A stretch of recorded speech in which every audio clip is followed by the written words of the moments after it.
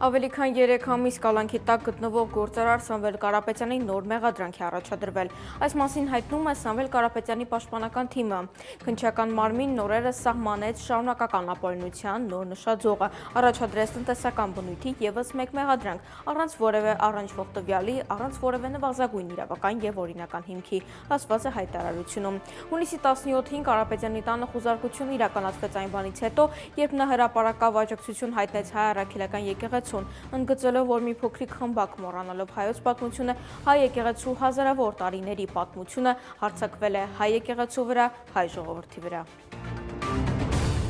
Հայաստանի վարչապետ Նիկոլ Փաշինյանը մեկնել է Եգիպտոս նակադրեր է հրապարակել սոցցանցում։ Մերձավոր Արևելքի խաղաղության գագաթնաժողովի մասնակցելու նպատակով մեկնում եմ Շարմ էլ-Շեյխ, տեսանյութին կից գրել է վարչապետը։ Նրա մամուլի ծառայությունն ավելի վաղ հայտնել էր, որ Փաշինյանը գագաթնաժողովին կմասնակցի ԱՄՆ նախագահ Դոնալդ Թրամփի եւ Եգիպտոսի նախագահ Աբդել Ֆաթահ ալ-Սիսիի հրավերով։ Հրավիրվածների թվում է նաեւ Ադրբեջանի նախագահ Իլհամ Ալիևը։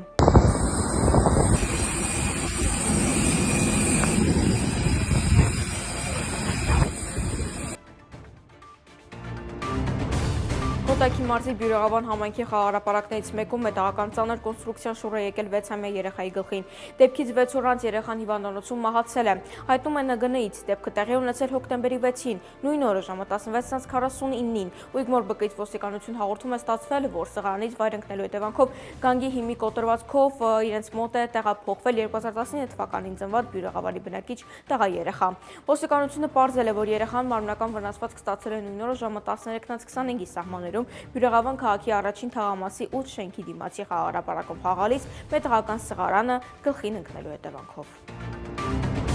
Հայաստանից մի քանի բեռնափոխադրողներ Ռուսաստան մուտքի արգելք են ստացել երկրում գտնվելու թույլատրելի ժամկետը գերազանցելու համար։ Այս մասին հայտնում է հայկական Կարիտաս կազմակերպության միգրացիոն ծրագրի փորձագետ Տաթևիկ Բեժանյանը։ Նա հիշեցրել է, որ այս տարվա հունվարի 1-ից ուժի մեջ է մտել ՌԴ մոտաերկրյա քաղաքացիների իրավական կարգավիճակի մասին 115 դաշնային օրենքի նոր փոփոխությունները, ըստ որի ոչ վիզային ռեժիմի երկրների քաղաքացիները, որոնք ՌԴ են մուտք գործում ոչ աշխատելու նպատակով, օրացույցային տարվա ընթացքում կարող են մնալ 90 օր։ Այս փոփոխությունը վերաբերում է նաև ուղևորափոխադրում եւ բեռնափոխադրում իրականացնողներին։